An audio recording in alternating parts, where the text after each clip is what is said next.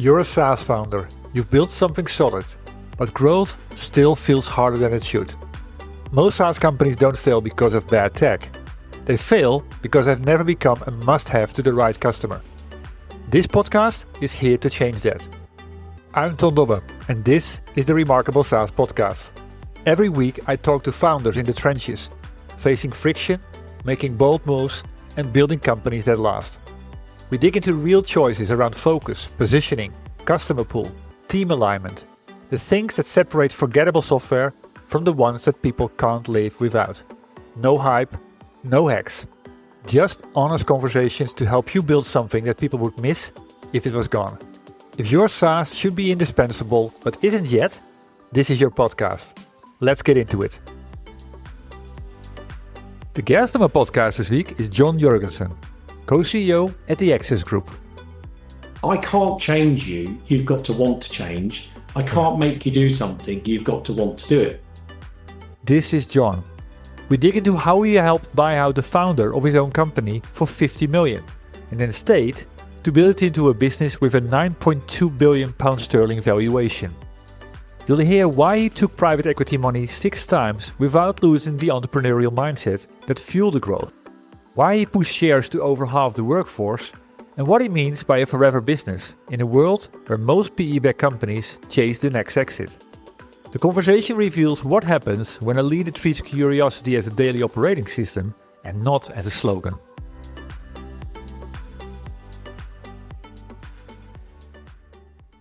Well, hi Jon. Thank you for making the time available today and being the guest on the podcast. No problem. Good to meet you, Tom. It's a pleasure. Funny how much we have in common about our history. I'm coming from Unit 4. You've been 27, 29 years at Access. And then once at the moment we meet virtually over Zoom. And it probably doesn't come across on the on any LinkedIn or anything, but Chris Bain, who's my co-CEO here, is actually on the board of Unit 4 right now. So how small is that world? He's how small is that world? Exactly, yeah. Exactly. Well, there's a lot to unpack about your journey, coming from the end of the 90s all the way up to where you are right now, in a company that is valued at 9 billion, doing 1.2 billion in revenue, pound sterling, and wasn't there when you started. But before we start talking about Access and the changes that have recently been made and you becoming co-CEO, what drives you? What gives you energy as an entrepreneur?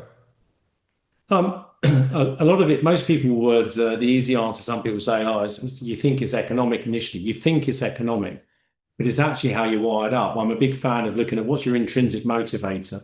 And for me, the intrinsic motivator is that always trying to do things a bit differently and always trying to buck the trend in which we seem to do at Access. You can never grow that fast. You can never get that many people to follow you on the journey you're going. It's almost this, we've been told, and it's not an ego thing in any way, shape or form, but things that we've defied gravity in a way that the bigger we've grown, the faster we've grown as well as we've gone.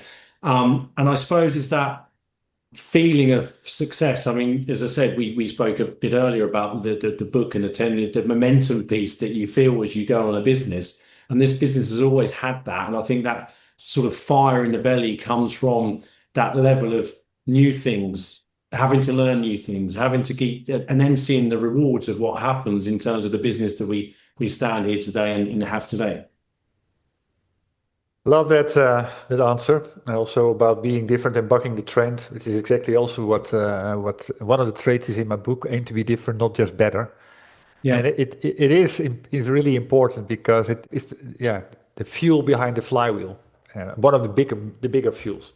I mean, it's also an interesting one, Tom, to be fair, because I'm probably not, maybe I am, I don't know, but Chris and I, we've been in this business for forever. I'm a sales guy, Chris is a pre-sales guy, if you think back in the day. And there's always been a bit of a mindset as we've grown up within the business and our own businesses that we'll never ask anyone to do the stuff we wouldn't do ourselves or haven't done ourselves. And even though we're at the size we are now, we still have that ethos runs through the business. So it's a tough one when people talk about culture and what is it, and you can't force a culture, but you can sort of live to some values that you think people can resonate to. And I think that's helped us as well along the way. There's a very human element within the business, which most people will look at a business of our size and scale and think you must be a very corporate blue chip type organization. And actually, when they come into our business and they say, wow, this is not probably what I expected, or this is actually a very different feeling to what I would have thought. Yeah, and to me, I mean, when I was also, I know I've known Access for a long time, since it was sort of a competitor in the past when I was at Unit 4.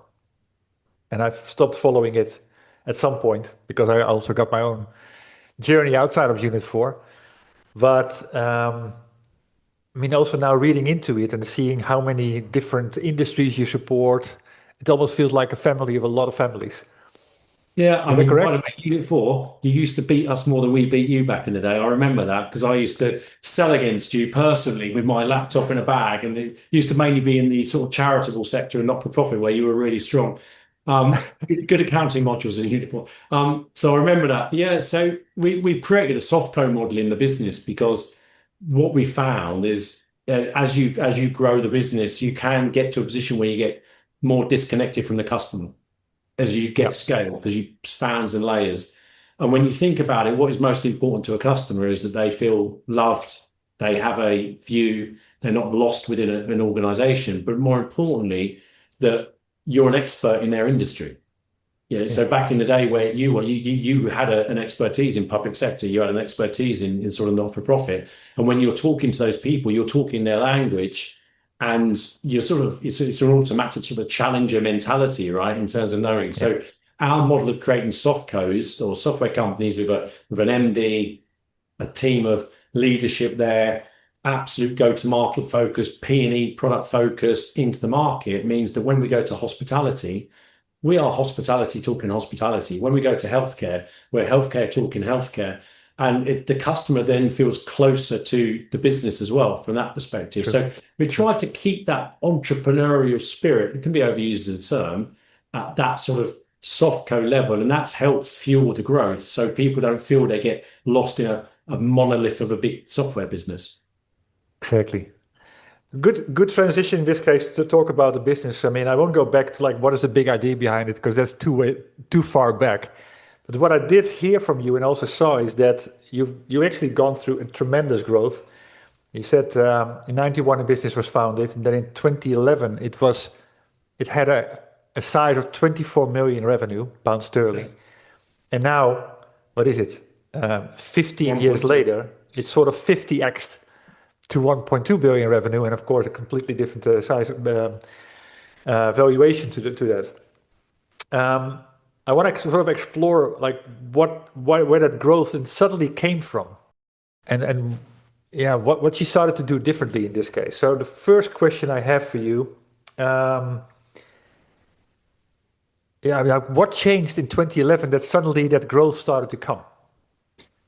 Um, the the founder of Access, who's still a good friend of mine and Chris's and the team, um, he ran a business that would had some rules: never borrow any money, and never do an acquisition that doesn't pay itself back in the first year.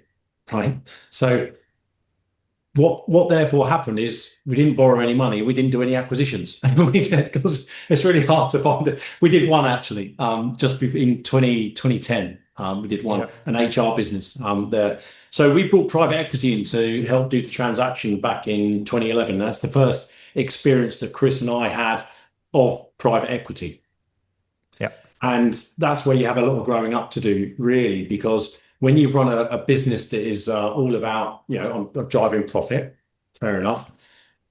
When you then move to a private equity model and you say, well, it's an EBITDA focus, but it's about value creation. And that shift change behind in-year profit versus value creation really is a wake-up call to, right, what am I? Not all things are equal, right? Not every dollar or pound is equal now in terms of that. So driving software revenues and as opposed to maybe professional services revenues and a grow up. But I sort of liken it to where we are today. And every day I work for the biggest company I've ever worked for. So I'm always learning as I go along. It's a bit like the Richard Branson thing when someone asked him, what makes you think you can run a train company? And he said, it's because I've never run a train company. And therefore, I've not got the constraints of people that think they know how to run a train company. So I think when I look back now, having never embarked on the journey we've done, and people that have, but we've always found people that have probably walked in the shoes that we want to walk in at certain stages. And then we've just been willing to hoover that knowledge and then apply it into our business. And we've never really sat there and thought we said, oh, we're going to create the £1 billion software business. A bit like Jeff Bezos, probably he only wanted to create an online bookstore, right? So it's sort of the same type of mentality. And then we've just dealt with the changes of it. I'm less about the value of the bit. The journey we've been on of a SaaS transition from on-premise to SaaS to where we are today in the embracing of AI and our ability of a business to continue to grow and succeed when actually at lots of these points, businesses fall off at that stage. I think there's a stat that says the on-premise software business, those that were on-premise pre-SaaS, there's only 50% of them are left as is that have actually gone through the transition. And it's sort of like, wow, that for me is a bit of a closed mindset mentality. That's a little bit of a batten down the hatches type mentality. And I think we've never really had that. We've always been, what's the next thing we need to do? What's the next thing that's going to take us to the next level? And obviously M&A plays a big part in that as well, right? So M&A has been a big part of our journey and bringing businesses into Access. And obviously that's something we've never done historically either. That's true. Well, there's a lot of things to explore there. But yeah, definitely there were a couple of those moments. And the funny thing at the end is what you said about, EBITDA mindset that was possibly before, and then you become part of a larger organization, you get private equity money in. Typically, how I always associated private equity when they talk about value creation, it's the value creation for them. But what I think you're saying is the value creation for customers. Yeah, so the way we've always looked at it is we've never end goaled Access. And what I mean by that, and I've seen it elsewhere with private equity, so a little bit of a reason that they may, I have nothing but positive things to say about private equity, to be fair, and I can justify that based on the amount of jobs we've created here, not in just the UK, but globally, the customers that are benefiting from the products and the journey, the fact that all of our customers have a way forward in the world of AI and how they're going to impact the customers. So you can sort of say, well, hang on a second, that's been fueled by private equity. Yeah. A little bit of the bad press comes from maybe the historical way that it may have operated around the term that I use, I think is a common term, EBITDA stacking. So back in the day, the valuation of a business was just purely EBITDA. So what I could do is I could just stack the EBITDA and not really care too much about the quality of the business or the asset. But over time, that runs out, right? Because if you can't get any more EBITDA, you can't expand EBITDA. We've always had the focus, because we've done 1, 2, 3, 4, 5, we're in the 6th private equity journey of Access right now. So I've done 6 transactions, is we've always created a forever business because we're always carrying it on the other side. And when you create a forever business, you focus on employee engagement, you focus on sustainable recurring revenue growth, you focus on the GRR of your business, and you therefore kick off the EBITDA that's associated. But what it then means you can do is point to the future value creation of your business as well, because you build a forever business. And that is really what we've done. And I do think we've also helped some of our colleagues in private equity also think slightly differently about longer term value creation of a business. And it only comes from having great customers that want to use your products and want to keep expanding your products. And I think historically, and this is where there may be the stigmas attached, the old world of an EBITDA stack, take a load of cost out, replace with cheap labor, expand EBITDA, sell it on. At some point, someone runs out and catches a cold, right? So I think it's the mindset of a forever business, really, would be my view. Yeah, I completely agree with you. It's the whole mindset that I wrote my book, The Remarkable Effect, behind. Because at the end, if people start talking about your business and then also keep talking about it because you create value for them, it becomes a flywheel. And then the value that comes to you is often in larger amounts that you can even budget for. Which is also good then for private equity, because it goes back into that. There's also a bit of a mindset as well, is that I suppose we've never goal seek to transaction either. So that's also some dangerous places you see businesses get into, where they say, I want the transaction to happen, and it's going to happen at this point. we always say, well, we know a transaction is going to happen, but it's only going to happen if we deliver this type of business. And I think that's also another thing that's helped motivate the organization. One of the things we also did is really push equity deep into our business. So again, historically, from a private equity point of view, a lot of the equity would be held at the top table, if that makes sense. We in effect we create a shares team. Over 50% of the employees of Access have shares in Access. And that again galvanizes the mindset. And again, always learnings. Yeah, Timpson's the key cutter in the UK. When you walk in their shops, it feels like the guy owns the shop because he's got a little profit share there. He's made to feel like he's got the power to give a discount and to give you something for free. And that sort of fueled our thoughts. Well, if everyone felt like that about our business, well, what service would you give a customer? How good will your products be? By the way, we're not perfect, just to let you know. Not every customer loves everything we do. We make mistakes, but we try our best to create that environment. Let me make a small interruption here. Jon just made a critical remark that sets his approach apart from how most PE-backed companies think about motivation. He explained that over half of Access employees hold shares in the business, not just the leadership team. When people feel ownership, they act like owners. They give better service, they care more about the product. The whole business accelerates. And most software companies at this scale treat equity as a reward for the top table. Jon pushed it to the shop floor. That ownership mindset is what fuels the behavior that sets remarkable software companies apart. They aim to be different, not just better. They turn customers into fans. And they offer something valuable and desirable. Want to master these traits as well? Simply read my book. I've made the electronic version available for free. Just visit theremarkableeffect.com to grab your copy, and inspiration will spark within 10 minutes. Back to the interview. Right mindset, and I love your anecdote on the equity because it really matters. If people are co-owner of the business, they come to work with a different mindset. They go the extra mile, and that makes such a difference at the end. Yeah. Knowing then also that you're a business that you got 160,000 customers right now, and it's typically in the low end in the mid market itself, where there of course are a lot of competitors. How do you go about differentiation in this market? Well, the thing is, the market's quite varied for us. So when you look at Access, some people say, "Oh, you're like Sage." We're a big UK headquartered software company, and if you look at it that way, True. Part of our business will do accounting software and accounting. But what you find is that if you take healthcare for example, we're probably the market leader in domiciliary healthcare. We deliver over 60,000 care individuals in their home, through our software, right? So we got people, and we do care homes, and we deal with local government, and we do schools admissions and so on. So we have a whole area of healthcare and local government, which would have a set of competitors in it. Yeah.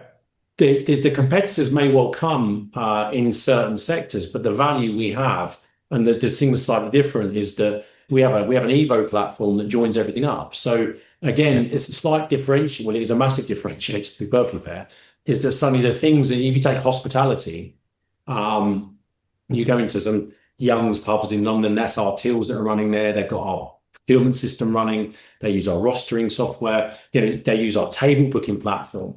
And actually the value of being able to take what would have historically been point-based solutions from a single supplier with a single interface to these, what would have been, is again, when you take the normal, they want to get on and run their business. They don't probably want to deal with multiple suppliers. They want the procurement system to talk to the till system as it needs to talk to the till system. Yeah. And they want to get on with operating. What they also want to do is us bring the AI journey to them, and then not have to think about how they could best maybe use a Claude or a ChatGPT and how it's going to value their business. So each sort of sector has its own nuance, which is why we drove that sort of sector view in effect.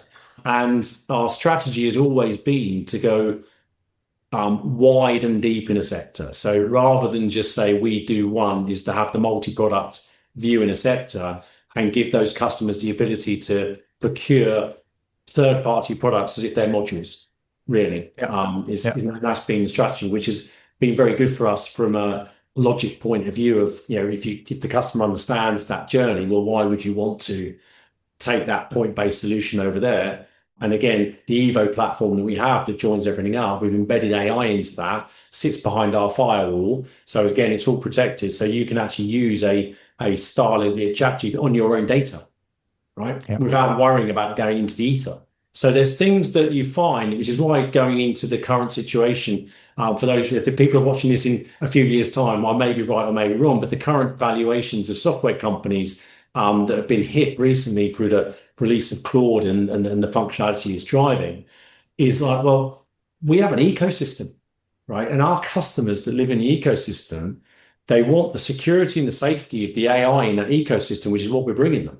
And the tooling actually it sits within that world. And you would say that, some will be more forthright of looking at certain things. But if you talk to people outside of tech, the reason there's a little bit of a reticence to embracing what does AI mean to me is a lot of it is, well, we can't use Claude in our business because of the security issues with it, for example. True. Whereas in our business, we put it behind our firewall. So we're able to then, and we can bring all of that to our customers. So they can work with a company that's doing all of the structure and security and the ecosystem that we have. And that will then allow them to accelerate, right? And so that's why I think from and someone may correct me in 2 years' time, the bounce back will be seeing those companies, of which we will be one, and the way we're bracing it in ourselves to create more product and more technology, how we bring that to our customers is going to solve their challenge around how they can use AI to get the benefits they would want in their organization. It's an interesting one to debate, right? Because it is. The shock that's just hit the market is an interesting one. Yeah, exactly. And I think you did here is one of the things that resonate enormous with me, also because I know how hard it is. I mean, what I've counted over time is that you did well over 70 acquisitions. Yeah. And I mean, at Unit 4, I was at least part of 20 or 30. And I know how hard it is to integrate them. We bought those companies in those days with the mindset, keep them isolated, let them do what they do as long as they bring profit. But at some point, that also didn't add up because then you can suddenly we had, I think, 79 products that did something with a GL. So at what point did you maybe if you started that from the get-go when you started acquiring companies to bring them all on the same platform, because building that Evo platform is a massive undertaking, but it's also, once you get it going, it's an asset forever. Okay. We'll do a follow-up podcast, Tom, and I'll get someone to show it to you. So then so from the M&A point of view, our strategy has always been to look at the white space within our customer base and work out where. So, we have an accounting software. We do a lot of work in the not-for-profit space. They use a lot of fundraising products. So why wouldn't we buy a fundraising product, right? So you go adjacent, it talks to the finance system. It's a logical reason to buy it. We had a day one mentality where we hive the M&A in immediately and make it part of Access. And the reason that we've been able to do 70 is for the reason it's around 20 software businesses that run within Access if you whittle it down. Because although we have a people division, within that is mid-market HR, small business HR, learning. Each one of those has an MD and a management team. So we could do 3 acquisitions into there, but they're only consuming 1 each. So the challenge we always said, people ask me is, do you not get acquisition indigestion? Because how do you... But it's the way we push it across the soft codes, because it means we can then do them in tandem. We could have our health support and care division onboarding an acquisition from a local government perspective, and we could have the hospitality division onboarding an EPOS acquisition at the same time. But people from the outside say, well, Access just bought 2 businesses. Well, we have, but they've gone into their relevant soft codes, and they then are empowered for the onboarding, the value creation plans, and then the execution of how that then works across the platforms. Yeah, exactly. But that same, I know the method of, giving the responsibility low in the organization, which I really applaud for. But at some point, you also get this point, okay, but certain things have to be organized centrally, like the platform. Yeah. And I also have had interesting discussions with people in the business I used to work for, saying, okay, if we have to give up on this particular piece, here are my keys, I'm going. Because it is like that, you need only one workflow engine, you need only one piece of security for user management. Yeah, by the way, in each acquisition is a slight nuance on itself. So although I simplified it extremely well, Exactly. from a simplification point of view, it's not that simple, right? So we buy some amazing businesses that, yeah, if we were to start Access again, we would probably try and look like them, right? In terms of how they've created no email in their business. They only use like a Slack engine. Everything you can imagine, right? So with those ones, we are more arm's length. What we do is we bring in the data at the points we need to sort of see the pipe creation, the growth engine, and so on and so forth. So we have nuanced between where we think the Access world, hive it up, use our systems, use our processes is going to add value. And where we think it may not, we then look at a slightly hybrid-y approach to how we do that, which the great things like Databricks that have come on board and using Tableau and is made that a lot easier to be able to be more selective on how you might deal with things. The culture thing's a big thing. That is a big thing, owner managers and in some circumstances, but we like to feel that we create an environment that is not a corporate environment. And if you think we're buying pretty strong entrepreneurial businesses that have high ambition, a lot of them do want to sell to us because they can see, hang on a second, I can get into Access, accelerate my business. Because we're a growth business, right? And I can sell into the Access customer base. So, but yeah, we've made a few mistakes along the way, clearly. But the majority is that type of approach. Yeah, exactly. Yeah, it is. Yeah, there's no one. Yeah, how do you say that? Right or wrong, or one size fits all type approach. You need to have those nuances to. Yeah, I mean, and it works equally well. One of our sister businesses, I say, one of the other HG Capital is one of our investors, and they also invest in Visma, who you're probably very familiar with. And Visma have a very different approach. They very similar to your Unit 4 approach. They treat each asset, each as a standalone, and they run it that way. And that works really well for them. So I think it's a little bit of, we went to visit them and they're like, okay, that's what you do. Like, what do we do? One of the big drivers for us is cross-sell, you see. And you need to bring the businesses in if you want to cross-sell. If we were to buy to adjacent markets, if we were to buy multiple accounting systems, then maybe you would say, well, we probably would run them as separate businesses in separate regions or what have you. But a lot of our strategy has been about complementary products, which has been a good message to our customers, because we'll just keep, if you were a hospitality customer of ours 4 years ago, we could have given you an accounting system, an EPOS system, and some rostering. Now we can give you procurement, table booking, CRM, Wi-Fi in your resort, advanced rostering and agentic rostering. Yeah. So and they haven't had to do anything. It's just like we can expand the ecosystem. So that's really been underpinning our strategy, I'd say. Yeah, exactly. And it's the way to keep going forward. And also going back to your forever business, employee engagement makes that a lot easier. What you do on the product side, focusing on GRR, keeping customers forever almost, and sustainable revenue. I think that whole transition also to one platform makes it easier to implement, makes it more cost effective to implement, and all of those type of things that then help with the growth that you are seeing for the future again. I think, I mean, you must have seen this as well. There's a slightly different dynamic that's shifted as well, that we've had to adapt to, is that we've got to, sounds obvious, right? You always say you're customer focused as a business, right? And you have to be customer focused. But what's really adapted over the last probably 3 years or 2 or 3 years is the way that customers actually want to interact with you.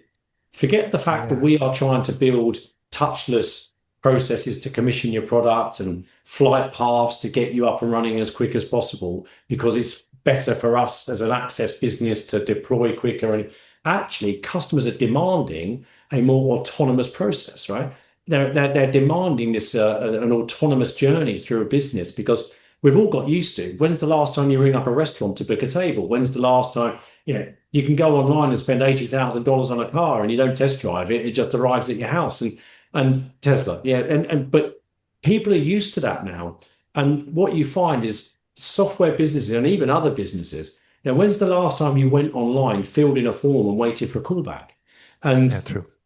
and you start to work out the buyer and the customer has changed now. They want to interact, and you need to start serving now. Adoption data, how well adopted on my product am I? I don't want to speak to anyone around that. I want to be able to press a button, and based on your 20,000 customers that use this product, can you tell me how well I'm adopted on it, right? So this is actually underpinning a lot of our drive and journey at the moment, is to sort of serve the autonomous. I'm sort of, I think people talk antisocial buyer or antisocial. I talk autonomous, really, because I think one is, It is. that's the journey. But how do you create an autonomous interaction buyer? But actually, the human needs to be there when the customer wants to human. So it's sort of a journey. You probably got them in Spain. You know, when you go down the steep hill in your car, and in the old days, we had rubbish brakes on the car, and you had those sort of spin-off lanes to make your car slow. I sort of think that's the journey our customers and prospects want to go on. They want to go down the hill, but the minute they feel that it's getting a bit heavy, I'll go and talk to someone, right? But on their terms. That's a big change I've seen, right? We used to try and force people through our process, and more people want to go through their own process. But that's probably, 2-3 years in the making, I'd say that has been. Yeah. Well, that brings me also to the recent change that has been there, because you were not the CEO of Access Group until recent, and now there's two co-CEOs, which I've had a lot of CEOs on my podcast, and a couple of them were co-CEOs, and I typically saw that in Germany, and particularly for startups, and maybe at the up to about 10 million. But for a company of the size that Access is right now, what has been the motivation behind that? As a couple, I mean, you do look at other. I mean, I think Netflix still have a co-CEO, and I think even Amazon went down to some of the big businesses and what have you. So it's not unheard of. But I mean, we do things differently at Access, so why not? So Chris and I have known each other for 30 years. You know, the last 20 odd years we've been working together, and we've sort of been running the business in this way.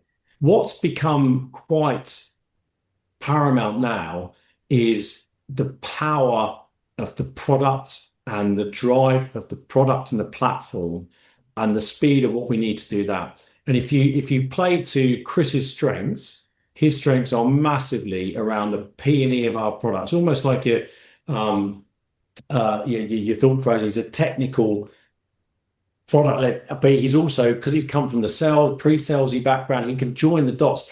And the progress we've been making on our products is unbelievable in the last 6 months. And his love for that and his love for the finance and that side of things of the business. And actually, one of the things I'm massive on is around the people agenda, the customer centricity. And when you start thinking about, why don't we just play to each other's strengths? And it's not like no one knows who we are. Whenever we do the all hands sessions, the company updates, always Chris and I presenting. I mean, we've got work well more in the UK than we'll there. Their nickname is Ant and Det, which are the two off the TV. But the whole idea is to say, well, why wouldn't you play to each other's strengths on this journey of where we're going? And that's what we've decided to do. It's been met with a lot of the business. I think is amazing. I've got a great CRO now in Emma D'Souza, who's been in the business for 3 or 4 years now, that stepped into the CRO role. And we've started to elevate the people within Access into new roles, and it just made perfect sense on where we are. Yeah. I mean, it goes really by the value creation piece. You know, you're doing it. You're putting the right people and the best people on the jobs that are most important for where the company wants to go next. And I completely agree with you. If you look at traditional finance software vendors who are coming from the on-premise world that jump towards software as a service at some point, and now AI is a big one. And you still have to, there's also an expectation that the business keeps running the way it was running. And I think maybe, and I don't know too many people in the role. Chris and I, we're very executives, which sounds a bit weird to say that, right? But we get into the business. Now, I speak to customers. I will talk to big customers, small customers, to get a feel and a vibe of how easy it is to do business. I will talk to anyone in our business. I'll have coaching meetings with people. We're very, so again, We wanted to scale that, not remove that. And I think sometimes what happens is businesses grow, and the way we've grown, you say organically grown through the business and the culture and the drive we've had in the business, it was really to play more to that as well, right? So you say, what is the right thing to do to get the business to the next level? And the right thing to get the business to the next level is to deliver our Evo platform at scale and fast, and to bring our customers on that journey and our people, right? Fundamentally. Yeah. So let's do that, right? And that's what we've done. Exactly. That's a big undertaking. It's interesting. Someone said, "What happens when you disagree?" It's sort of like it's like I said, when we push shares down to over 50% of the staff of Access have shares in Access. And it's sort of the same mentality. What's the right thing for the business? And you start at the top, and people down at the bottom, everyone feels the same.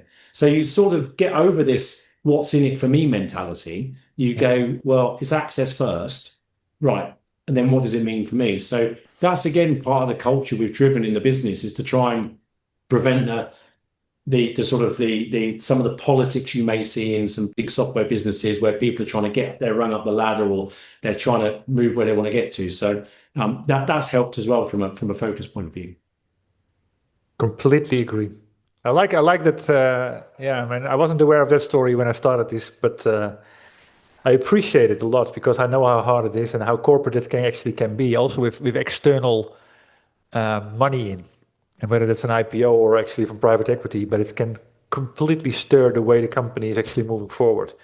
Talking about then the metrics or the success, I mean, what has been a metric that you've stopped chasing as a business, and what is the most important one right now? I know that you mentioned already a couple of them, but what has changed over time in terms of the definition of success? A number of things have changed over time. I suppose it depends on how far you go back. So, and a lot of it has become, and I think a lot of these things have been anchored on what is a forever business versus what is a business valuable today. Because when you look at a business that's valuable for today, it may not be doing the things it's doing. It may not be value in 3 or 4 or 5 years' time. So what I've sort of said before is that when you have a business purely focused on EBITDA, and that used to be the model of what was success, is your EBITDA. Still a big element of that, right? But what was success? People start thinking, well, hang on a second. Well, EBITDA is no good unless the company's growing, right? Okay. So, because then if the company's growing, then it will naturally go. So then ARR growth became a key part of that. Yeah. And then you start to look at, and this is where we've really focused a lot of our time, is around the GRR of the business. Because what's been going on again recently in either a contracting market or challenging market conditions is people are looking at their IT spend, or there's less people in businesses now, and so on and so forth.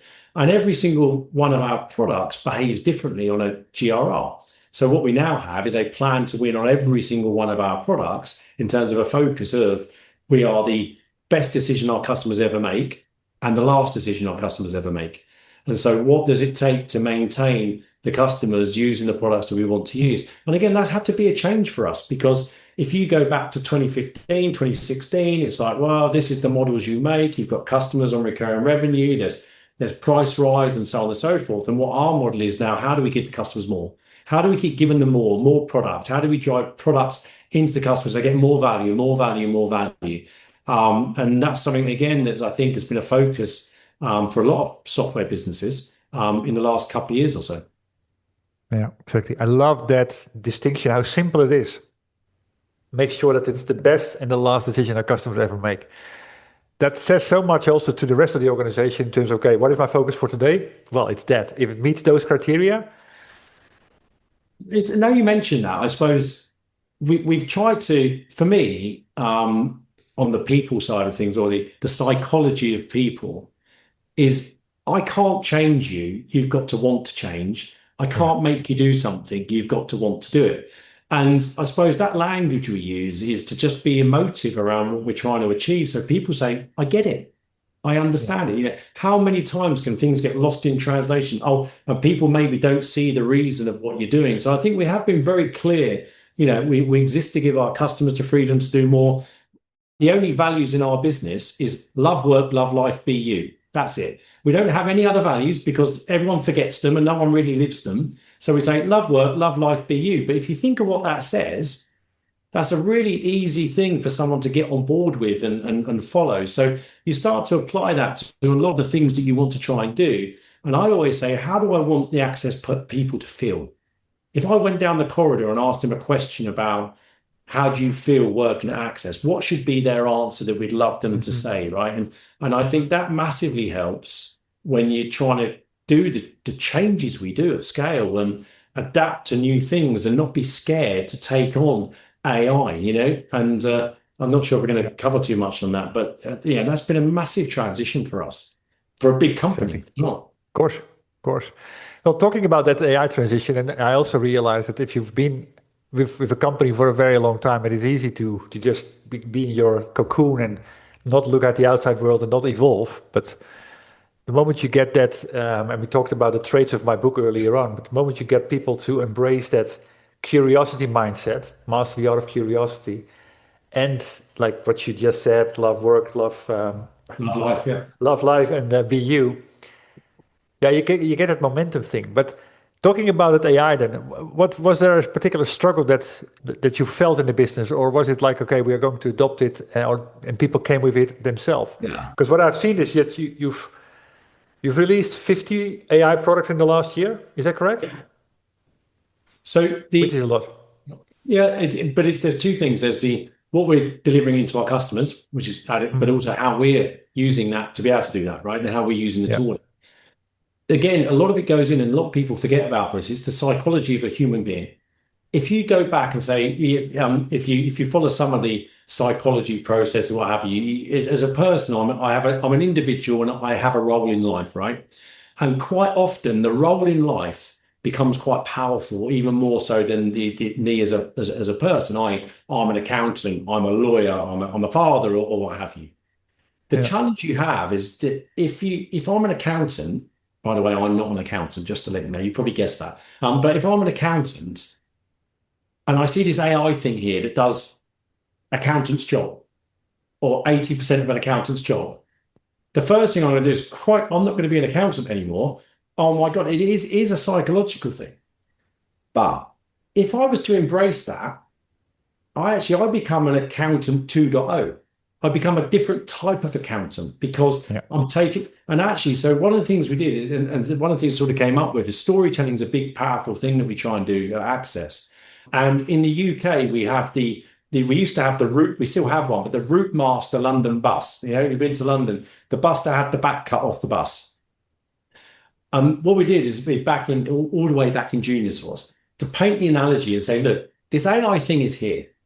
It's like this bus and it's starting to pull away from the bus stop. And you've got to make a decision to decide, I want to get on that bus. Because at some point, you're going to reach for the handle and the bus is going to be gone. But that's your decision, right? That's the difference. It's your decision as a person. And we're going to help you. At that point, we licensed AI tooling into the business, AI. So we had agentic AI tooling, and we took development AI engine into the business. We put AI prompt across all of our leaders within the business, all behind our firewall. We did training, we did programs of enablement. We were showcasing people who are doing amazing things, not just P&E, but people who are creating amazing things and basically taking away the mundane and making ourselves a bit more human is what we've sort of said. And that has really helped people embrace the fact that, hang on a second, I used to be a developer in this way. I'm actually now an AI developer because I'm using the prompt tool with the development agent, and I'm now creating more code in a better way. I'm getting better proof of concepts created from the product teams. So I'm seeing the POC right up there. Then I'm creating the back end. It's just revolutionized. And then what we do is keep playing back all the good stories to people.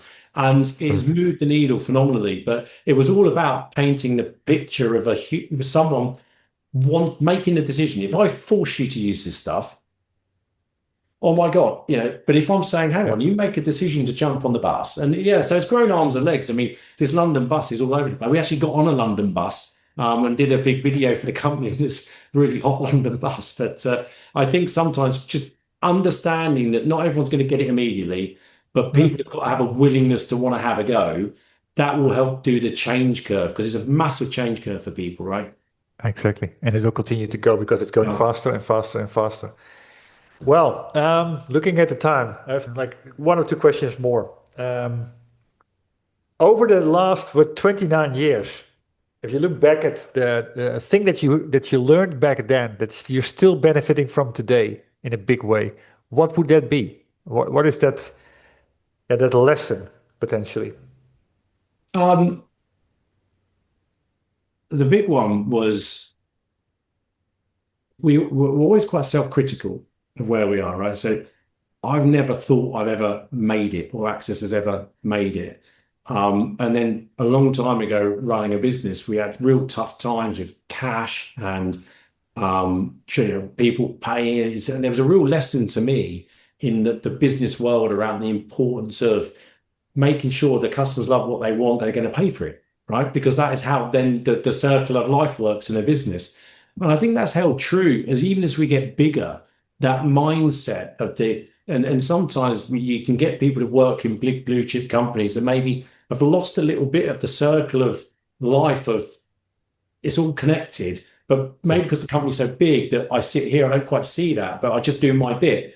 And so I think that sort of recognition, no matter how big or small you are as a business, that life cycle has to flow through. And if it doesn't, it becomes extremely painful. Now, in yeah, a small company, extremely painful, you run out of cash, you might go bust. In a big business like ours, our competitors start taking our customers, or we have other challenges. So I do think that sort of no matter how big you get, reminding yourself that the life cycle is the thing that fuels the engine and helping people understand that is probably the one thing that's held true throughout the whole piece. exactly. It's that whole mindset from going from profit driven to value driven, value creation. Last question then. If you would, but possibly we can already build on this. If you would be, you would give an advice to other entrepreneurs, a do and a don't. Would they be any different or? So the one thing I've always done is I've hunted out people that have walked in the shoes I want to walk in, if that makes sense. Yeah, And I've spent my life doing that. And I love learning that way. And I have a humility that is, please tell me anything. And I'm more than happy. Yeah, and I listen. And there's been a few people. There's a guy, Fergus Gloucester, who helped set up Marketo back in the day, and he was one of Salesforce. There's a guy, Steve Bailey, back in the day, early on. I learned about target account selling there. Fergus was then all about pipeline and the heart of the business, and then you start to pick up people. Guy Dubois, who was our chairman, who was also ERP back in the day, helped me work with private equity and how to talk to the private equity guys, right? How to talk about my business in a different way. Please don't tell me all the things you're doing every day. Please give me insight into how the business is performing and why. So I've spent my life trying to find people. And as most people do, you've got your podcast to listen to, but I think it's that lifelong learning piece and never think you know all the answers. The don't do side of things, no, I don't regret anything really. Because it's a lesson. I have this massive thing around control the controllables. And if I can do something about it, I don't worry about it. And if I can't, I sort of don't worry about it. Yeah, so it's not really. I don't sit there saying, "Is there anything I massively regret?" I feel massively privileged, right? Look at the business we've created. I love going to work every day. It's not always like that because it's tough, right? But I feel extremely well grounded in terms of where we are and what we've created. So all the bumps we've had, oh yes, here's one thing. 2015, really embarrassing. Turned up to we were just transacting with the business. We went to go and meet the private equity house, and I got all my numbers wrong. So make sure you know all your numbers at that point, because that was a really embarrassing moment. Because we thought we were just going for a bit of a chat, and actually I'm like, what's your numbers? What's this? What's this? What's this? And I was underprepared. So yeah, that would be if you're going to be dealing in any sort of reinvestment or sale of your business, always make sure you're over prepared, even if you think yeah, you don't have to be, right? exactly. Makes sense. Well, thank you very much for sharing all of this, John. Fascinating story. Impressive for where the company has actually taken in the last year specifically. I'll keep following you. So where can people go to find out more about Access or to say hi to you?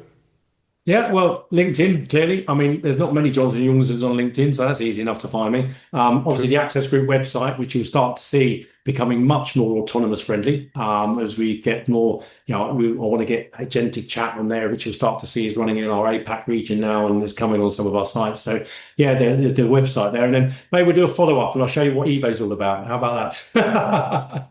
Let's do that. Let's do that. Well, thanks. Brilliant, Tom. Great to meet you. And this wraps up my conversation with Jon Jorgensen, co-CEO at the Access Group. If you got value from this episode, please share it with other SaaS founders who need to hear this as well. And if you got 10 seconds, a quick rating or review on Apple Podcasts will help more people to find these conversations. Thank you for listening to the Remarkable SaaS podcast.